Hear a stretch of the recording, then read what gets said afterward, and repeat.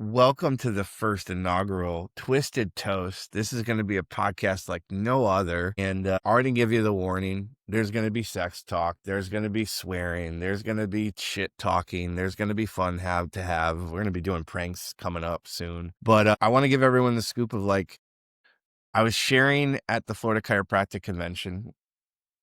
I was like, I'm going to do this podcast and I'm going to bring on Miss Toast to be my partner in crime, my Robin to my Howard Stern, because this really started with I want to do what Howard used to do. And one of the dudes, Jeff Langmaid. Do you know Jeff Langmaid? Never met him? Okay. I don't think so. Okay.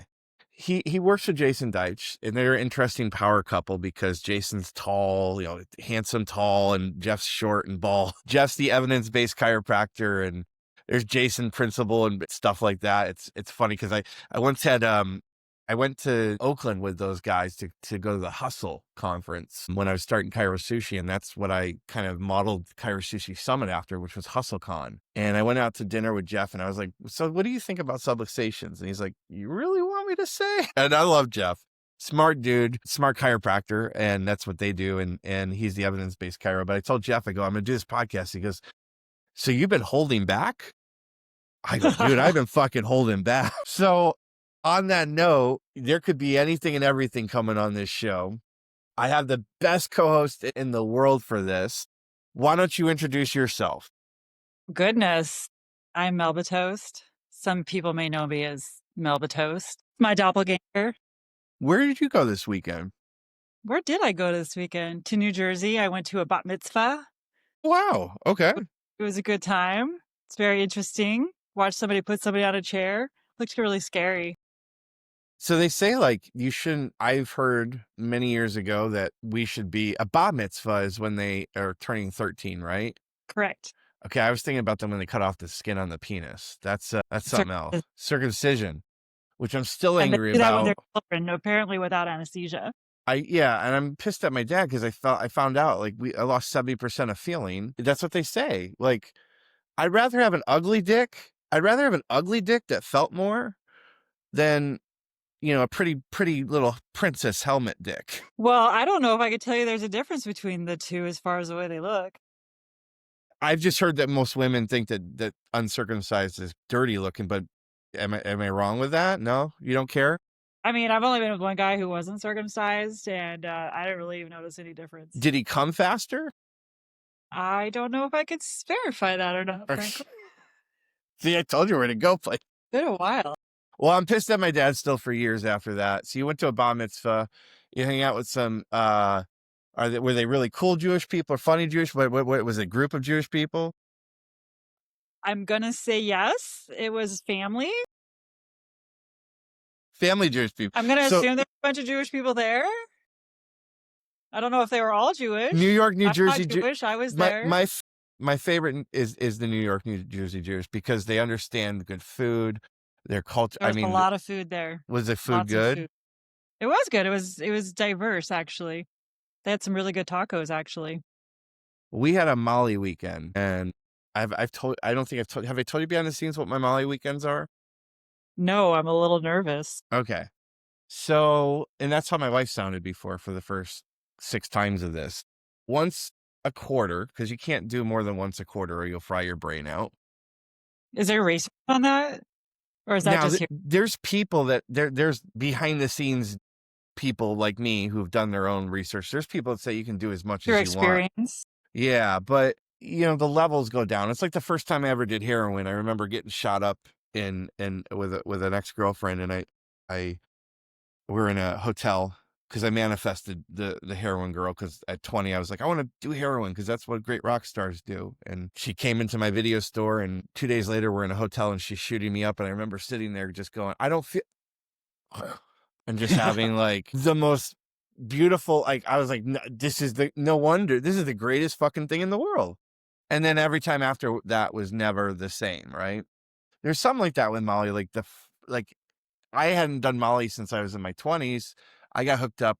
You guys want the hookup. I got the hookup. He mails it to you. He's a doctor. He makes his own mushrooms. He's got ketamine. He's got the cleanest MDMA. So once a quarter we do Molly weekends. And The sex is usually really, really amazing. And my wife always used to get nervous. Now she's the one even asking, hey, can we have a Molly weekend? We're due. Aren't we due? We were like 6 months since our last Molly weekend. So I thought it was going to be even better because it's been even longer. And we do it because it just opens up trust and connection, and it opens up like having clear conversations about where we're going with the boys, what we're doing with the business, what she's doing with her life, what I'm doing with my life. And it just brings this like overwhelming, like clean, pure trust, love. And then usually the sex is really, really amazing. Well, for the first time I've been perseverating on a deal that I'm working with a large multi-site clinic, the largest multi-site clinic, and perseverating on it, dude. Yeah. Perseverating. Is that a made up word? No, that's a real word. Perseverating. Really? Never heard it. Never heard you kind of linger on about, like, you keep thinking about it, overthinking. I got a deal with on the table. Well, I thought I had a deal with on the table, the largest multi-site. So Friday I had a call with their marketing team and their human resource team. And at first I was kind of like, oh, fuck, this is like not what I want to do. They want to sniff test me out and have me try stuff before they fully commit. And I was kind of a little bit offended at first because I'm like 42, not 24 anymore. I don't need to prove myself. I proved myself for years. But this is a bigger organization, and I'm like, okay, let me get over my ego and shit. And I was like, the Molly weekend's going to be great because I'm going to get really tight with what the answer will come through the source, as I like to say. And I got my answer, which was basically, yeah, I'm going to show my money where the mouth, or put my money where the mouth is, and I'll prove to them, and I'll win them over. And so I'm excited about that. But I wasn't feeling that like sexy horniness time. I was like, I just want to talk. I just want to talk like all. And I start talking to my wife about the fact that, and this is the funny thing. The reason why I wanted to start the show is because of Howard Stern. And my wife is a former score stripper during the peak of scores in New York City. So like the best of the strippers. If anyone doesn't know the story of Scores, it was where Howard Stern would bring the girls in from Scores. They were always in there. All the baseball players were always in there. And I start just talking, Melba. And I'm just like, I've really had 6 loves before, but you're the ultimate one. You're the final boss, and you have everything of all 6. And we start going to, and then of course that opens up sharing for her. And she's like, well, yeah, I remember going out with like this famous boxer, and I think his name was like Oscar something. I'm like, Oscar De La Hoya? You went on a date with Oscar De La Hoya? Oh yeah. And Mike Tyson asked me out, but I said no, because I'm not into like black guys and stuff like that. And like I was like, and then Fred Durst I'm like, why the fuck did I open up this can of worms? I go, when the drugs wear off, now all he's going to just be thinking about Fred fucking Durst and Oscar De La. But I had said to my mom when I was like 16, 17, she used to drive me to school, 15, 16, drive me to school, and we listened to Howard in the morning. And I always would say, I'm going to marry a score stripper. So I ultimately did manifest what you just don't know when the manifestation is going to come. You got to be careful what you ask for and what you put out there, because the reality is it truly does actually happen. Not always the way you think it will happen, but generally it does. It's interesting. So it was we had some great sex after, but it wasn't like Molly mind-blowing stuff. So, and I wasn't there. I think she was more, but we got really tight on our business stuff. We got really tight on what expectations are for our kids. And so I highly recommend Molly for every couple. They actually have studies that you love research stuff, right? I know that you love that world. They have research on saving couples' marriages. I don't know. Would you do Molly with your husband? God, no, my husband would never do that. What are you talking about? But I do know what you're talking about. Maybe when I was younger, it's possible that I might have done things like you're talking about. Yeah. And might have had some pretty amazing conversations with people that were very existential and very open. It's different than the Coke conversations. It really opens up your brain a whole lot, and it makes you all loving, and everything's possible. Yeah, anything's possible. But it's true, like Coke conversations has an edge to it. Adderall conversations have a way deeper edge. And I'm like, Molly's like the purest clean, but I love still going. Kat calls it she's like, it's pretty gay what you guys do, but I love to hang out with a certain group of chiros. Let's just call them rugby chiropractors who are, yeah, they're the big guys. And I love to hang out with those dudes and go to seminars and, stay up till 3 or 4, 5, 6, 7 in the morning, drinking and doing lines of blow and talking about green books and shit talking on other chiropractors. Because that's holistic hellness right there. Okay, Melba, hold on. So when we held Chiro Sushi, though, so maybe that was something about it. So when we held Chiro Sushi at the Westgate in Las Vegas for the first 2 years, which we're bringing back, and it's going to be called something different. We're really excited about the rebrand, but everyone we used to whine about walking through the casino with the smoke and all that. And my dad, being my dad, was like, shut the fuck up. You don't understand how chiropractic works, and you don't know about the adaptability. Which I think is what these, I have so many people that come into our space, dude, and the outside our space, like e-commerce guys and software guys who come to events that we've had, and they're like, holy shit, you guys can fucking party and drink. And I'm like, we go, man. That's the wear and tear in the seminars. You add in the last couple of weeks I've gone, and I'm going to going to the next one in Mile High. Have you ever been to Mile High? I have not. You lived in Colorado, right? Through that. Okay. So like Mile High's coming up. That one's usually pretty rough for me because it's a good drinking one.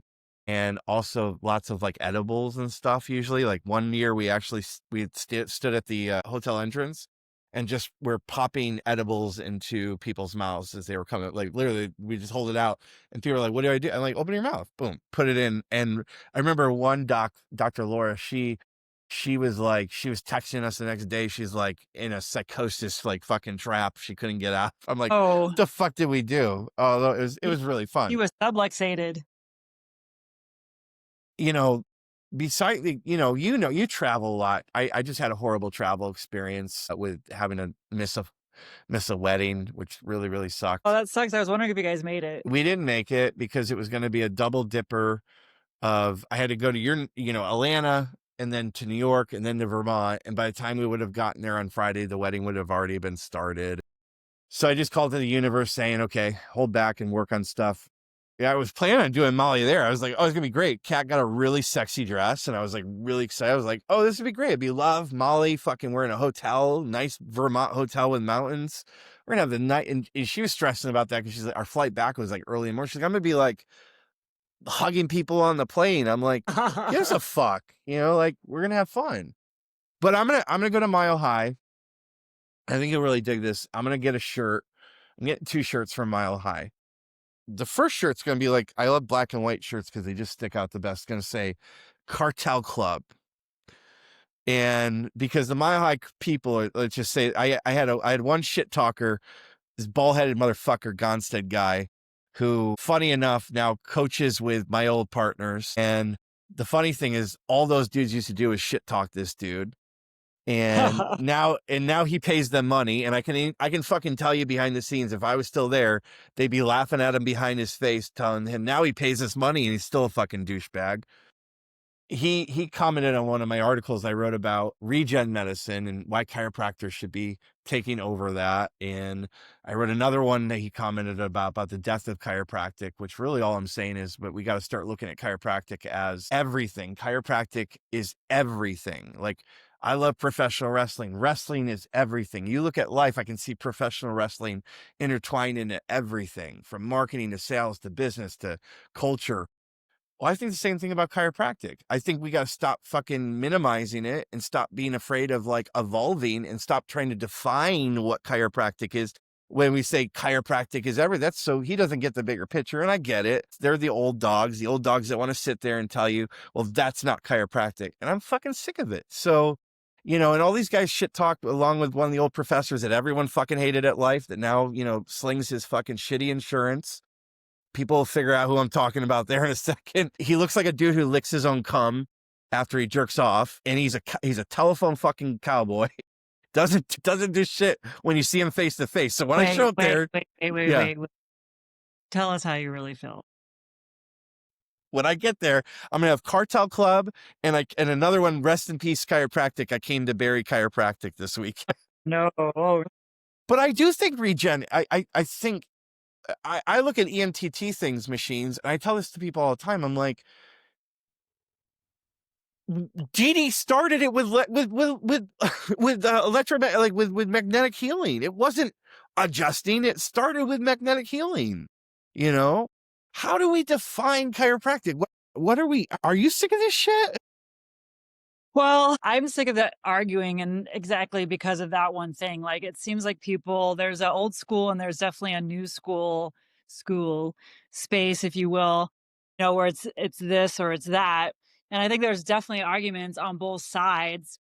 I can definitely see how regenerative medicine does fit into chiropractic, because what are you doing? You are stimulating the body to Yes. heal itself. Just like with stem wave, there's a lot of docs out there that use that. Just like with laser, there's a lot of mediums, which, let's be honest here, the adjustment is a medium to help the body self heal, self regenerate, hence Yes. regenerative, right? So, yeah, I hear what you're saying. Absolutely. Like anything that we can do to help the body heal itself, which is the premise. But I also get the argument on the other side where they're like, no drugs, surgery, all this kind of stuff. So I think that there's some people out there that would certainly consider, the regenerative field being kind of in that surgical drug arena, simply because of the fact that, you're injecting, you have to have like a nurse practitioner or a medical doctor doing it. So I see how they could argue that point of view. But I also think that perhaps they're not necessarily seeing the potential of, the bigger picture that's out there. Like, that could only further potentially help enhance the possibility of what the chiropractic adjustment has to give. Like, who's to say you don't put stem cells inside of somebody and then you also give them the adjustment, and Yeah. that adjustment is going to help those stem cells be even more hyper able to help that body, because the brain is going to be able to take the information that it has with itself to that central nervous system, take that new input of matter, right? We all deal with the process of matter, excuse me, the stuff of matter. We're trying to invoke change into that. So maybe it's going to take that matter and make it matter more inside of the human body. Well, I was on the side. I had my year of hate straight, which 8 months out of it was really fun because I was a bully in high school. There's a bully inside of me still in there that just, it's just who I am sometimes. I And might there's be a also, bully. what's that? I might be a bully on the inside too. There's a part where it's just like, I like to shit talk. I like to fucking, and I remember David Fletcher. I went to Cal Jam a couple of years ago and I got really big.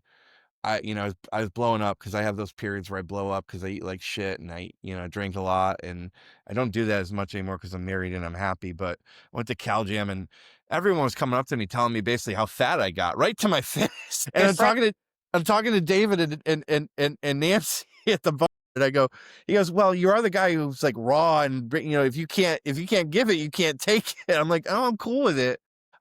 But I was on that hate straight for a year with a crew of guys, and they just were so miserable after the year. I figured out, like, I was with one of my exes she ran Florida Chiropractic Society's recruitment side, and I went to one of the shindigs, and there's like 20 docs in the office, and they all were like, I love chiropractic, and then they would like lower, but I also love nutrition, and I'm like, why are you afraid to hide? Like, why are we afraid to hide this shit? Because you're afraid that some straights are going to be like, well, that ain't fucking chiropractic. Well, my grandparents went back in the 1960s to get their master's in clinical nutrition, because after 20 years of adjusting and being in practice together and not in practice together, because they learned that they couldn't work together. Every 10 years, they would try to work together, and then they realized it didn't work, and so they had their own separate offices. They both got their masters in clinical nutrition in the 60s, when the food supply was starting to get, well, everything that we're trying to fight now, and in the what Robert Kennedy's doing, and I want to get your take on some of that stuff. They were seeing their adjustments weren't holding the same, because there is this thing called thoughts, traumas, and toxins. And I think the future for chiropractic is not just toxins and traumas. I think it's going to be mindfulness. I think the chiropractors that are going to be more involved in this is the same thing that's happening in medical allopathic. ChatGPT is figuring out and diagnosing better than any doctor human being can do. The doctor, this is the strange world for, I remember exes are on the trail of this Molly weekend, so it's obviously a trend with my conversation today. But I brought one of my exes to go get her and she was an OBGYN, Harvard trained OBGYN. So we always battled about, she eventually came over to my side for a lot, but she got stage 4 cancer. I remember walking into the pick her up after they had her, whatever that thing, they go up her asshole and fucking do that stuff, whatever that's called. And the guy was just colonoscopy, and the guy is just a bumbling idiot. The gastro, he's like, it's bad. This is how I'm picking up my girlfriend at the time, and she's drugged out of her mind, happy, glorious. So the best time to hear you have stage 4 colon cancer. It's bad. So we're gonna move you along. And I watched that system, and I said, despite how evil it is, it's a fucking system. There's no fucking, he's not doing a day one. No. Obviously we have to do better in sales. Shout out to my boy Dan Bay at Close for Cairo. Melba's got something. If she ever wants to jam on that with to help you guys out with stuff like that. But they just were like, you were to move down the system. And I went through that experience, and it was crazy how it's not even a recommendation. It's just you're in a jail. You get clicked and stamped, and you just keep moving. And that's how they do it. That's all they know how to do. That's authority, though. That is authority. That's authority right there. There ain't no fucking, I'm going to fucking take it or leave it. This is what we're doing. And I do have some respect for the system of that in a way. But, we fought for years. It's just, I think chiropractic is everything. And I think that's the mode that we have to get into. Would stop. So I was on the hate straight side. I was anti-medicate. I am now on the side. I think that chiropractors should have the right to prescribe. And the main reason is the main argument we've always had, which is we can take people off medications legally and responsibly. There are also times that I know you guys have dealt with patients that little chemistry would help if it was done the right way. Xanax, as a guy who loves drugs and I love them recreationally, Xanax was prescribed, how it was designed was to be a 6 to 8 week. It was never designed to be you're on this lifetime. There are things that can happen. I've seen changes with my own children by putting on some medications that help it, but they need to be combined with holistic stuff to not make it the main thing, right? And then you can that's where I'm like, well, fuck, if a chiropractor who is intelligent enough, responsible enough, now I know the argument. Well, there's going to be chiropractic people that abuse that. Well, motherfucker, if you go to Google News right now and search chiropractor, every week there's a chiropractor abusing his authority and privilege by fucking taking pictures of women. I don't know what the fuck is wrong with this profession, but there is a big fucking elephant in the room that no one's talking about or no one wants to talk about, but it doesn't help us out that we're always... What's the elephant? The elephant is we got a lot of fucking perverts. I don't think that's singular to chiropractic. It's not singular to chiropractic, but we have data-wise specific compared to dentists and other healthcares. We are dramatically 30% higher with either getting caught, or maybe we're just bad at getting caught. But maybe bad at explaining things to people and why they're doing it. Go more on that. Tell me more what you're thinking that. Well, you have to have an explicit conversation with a patient because, we're touching people's bodies in different places. And if you're not telling them, I need to touch here, there, and then asking them, is this okay with you? Getting their informed consent, writing it down, making sure they sign a piece of paper, then there's less confusion. I mean, I can tell you something that I know that was on the disciplinary board in Ontario who would tell me stories about, let's say a young doctor, for example, was palpating the anterior rib cage of a woman from behind instead of straight on from the front. So, Of course, this woman files a complaint against this individual, but it was actually, a mistake on the doctor's part because, first of all, they're young, and you know how it is when you're a young well, maybe you don't, obviously not a chiropractor, but when we're in school, I know Dan Bay says I'm basically one. Yeah. We're touching each other all over the place, and consent is kind of implied at that point because it's such a normal, commonplace type of a thing. But in the real world, it's not normal. It's not commonplace unless there's some sort of a a conversation and a consent that is signed going on. And this doctor just at the time literally just didn't know any better. And he didn't know he had made a mistake until this person filed a complaint against them. That's very, dude. And that's why I love working with you and having you here for those insights. Well, that's a huge thing that we don't do, honestly. I think that there's a lot of us that don't write enough stuff down. I can even tell you from my own experience, write more things down. Listening to this person tell me the stories about the disciplinary board, I've always tried my best. But even then, nobody's perfect, but no we one's all talked about notes. whole... Notes are so important. And, I came from that with the OBGYN, and we went through she's still on medical. I mean, once you're in the system, you're always in the system. And I told her, we had a great mentor, a plastic surgeon, when we were getting in to do the cosmetic stuff. And he said, pay people to go away. And I always live with that line, has always stayed in me. Pay people to go the fuck away. You're going to have people that don't like your work that are going to get pay them to go away. And I'm like, I always stick with that.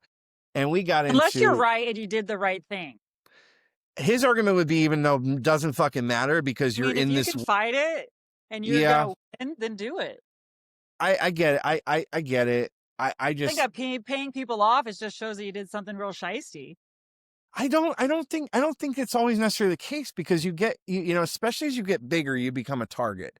And I think that's one of the things people are scared about with growth sometimes. There's always the cliche lines, if you ain't getting sued, you ain't making real money, right? Like that kind of shit. Look at Nicki Minaj, right? She just got sued by this girl. I'm not like super up with it, but I did see, they went after her for the money. And she's straight up like, you do this again, I will sue you. But she fought. She didn't just pay that person off. That's a good point. That's a good point.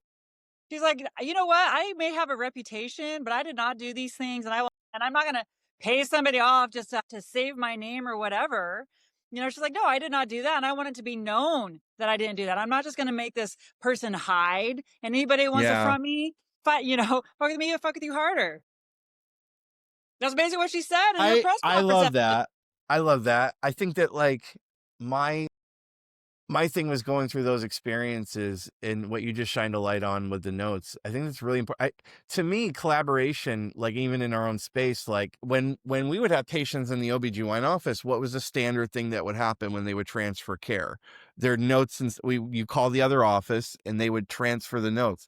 That's nothing that's ever done. We see what we see in our space is Facebook. I need a chiro in this area, in this zip code. And I'll send them away, and they don't know, like, what your listing is or what you're like. It's crazy to me that we don't share that stuff. But I think it depends on the doctor, because I've had plenty of people ask me for notes. You do? Patients okay. That have asked me to do it. Absolutely. Okay, I've good. asked for other people, and I think every circumstance is different. Yeah. Well, we went around the world, dude. Is there anything that's on top of your mind for our world, our industry, outside our industry? Anything that's been like chipping your shoulder, or even better, lighting your ass up? Well, it's interesting what you said about hate straights earlier. I never heard the term hate straight until I was out of a chiropractic school, and I had moved actually to, I guess, the East Coast / the South, if you will, because I live in the epitome of hate straight area. Yeah. And I was like, I literally had to say, what does that mean? Like, what is a hate straight, right? And then somebody told me, so it was like, oh, well, they hate you if you do anything but chiropractic. I'm like, that doesn't even make sense to me. First of all, how does it serve you or anybody to hate somebody else? Like, that's self-hate, ultimately. If you're hateful, there's something about yourself that you probably hate. Like, you nailed it, dude. You nailed it. To the point of us being secret bullies. Okay, I was a bully when I was younger before, and maybe on the inside I might be a little bit too, but I try not to voice that anymore, because the reality is, like, whatever problems we have with other people truly are the problems that we have with ourselves. The book, The 4 Agreements, don't take things personally. Anything that anybody else does truly only has to do with them and their brain. And then talking about what you said about taking the clinical nutrition and the masters and whatnot, if you read the prologue to The Bigness of the Fellow Within, at least a newer edition, maybe not a super old edition of it, but the edition that I have anyway, was written by BJ's secretary and close confidant. And basically in that prologue, there is a section, and don't quote me verbatim, because I haven't read it for just a moment, but I did read it a while back. And I really think that BJ would have absolutely been into nutrition. BJ was all about anything that was for the natural health acquisition of the individual. And I think it's also foolish of us to not consider that, because think about how many, let's just be honest, hate straighters are out there with big old metabolic bellies. I'm sorry, if you eat Big Macs every day of your life, and I'm sorry, drink and do drugs every day of your life, the chiropractic adjustment is not Only on the gonna save you. weekends. Only on the weekends. The chiropractic adjustment is not going to save you for those things. Yes, it'll help you adapt. And yes, everything in moderation. I hear that too. But, BJ probably would have been into all these things. And especially when we're talking about toxins, we have to consider the things that are going into our body, because toxins typically are coming into our body from the outside in, like air pollution, pesticides like that, the things that we eat. So we have to be concerned with what we put into our mouths. And even to the point of what you said earlier about mindfulness, you want to talk about toxins. Yeah. Our own minds are often some of the most toxic things that there can Well, I be. think that's where this is going. I think that the doctor of the future is going to be all three of thoughts, traumas, and toxins. In that space, I mean, I have a psychiatrist friend who also has built kind of a competitor to Dunn, and she's brilliant and amazing. And she just tells me how recession proof and how booked up they are in psych, in all sectors of psych, because this world is getting, and you just saw that woman that was killed in the Charlotte. I watched the video last night. I mean, God, I was, but you see his eyes. And nobody responded. And no one got, that was that guy the crazy. Is literally dripping blood with a knife in his hand. With this world needs, it's a cliche, but the world needs love. And I think that, I believe one of the gifts that the great chiropractors have is to love their people, and they love them with tough love.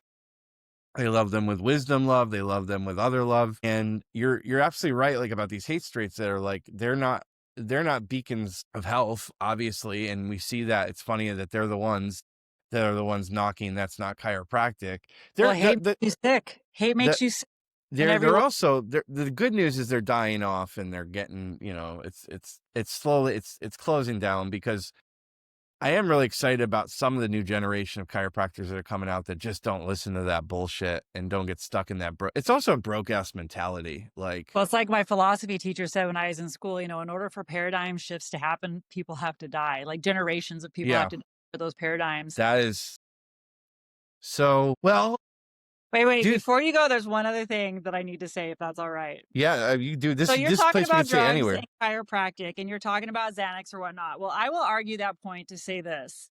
There is a lot that can be done in chiropractic that still doesn't involve drugs, that can help people relieve anxiety. For one thing, the polyvagal theory, and how we have a huge potential impact on the vagus nerve, where we can actually make fundamental change inside of the body without those things. So I hear the argument you're saying, because it does make life easier just to be able to give somebody something. And in extreme cases, look, there is a time and a place for everything. Nobody can deny that. That's why medicine works, but it only works in, honestly, emergency situations. That's where medicine truly lies. But chronic conditions, long-term management, like they say, there isn't a drug that doesn't have a desirable side effect. No, and that's ultimately, there is no downside effect. The side effect of chiropractic is better life and optimization. But you're absolutely right. I mean, I had the luxury of being a chiro kid, so I never had, I got on the table when the immune system went down. That my dad, went into I don't see the funny thing is, I used to say, and even the hate straights do this, talk on the stage at DE and talk about, well, my mother had cancer, and she, I adjusted her and checked her 5 times over the weekend. I'm like, why the fuck aren't we doing that with why aren't we selling the sickest of the sick with remission trip style chiropractic? I would get I also used to bring girls home to get adjusted, like my first dates, because I was like, we're gonna have a good night tonight, so I'm gonna get them adjusted before. Plus, they're like, your dad's a wizard. That was really cool. By the way, you also sparked me something with my dad there. You said confidant with BJ Palmer's. Do you think they were fucking? No, it was a man.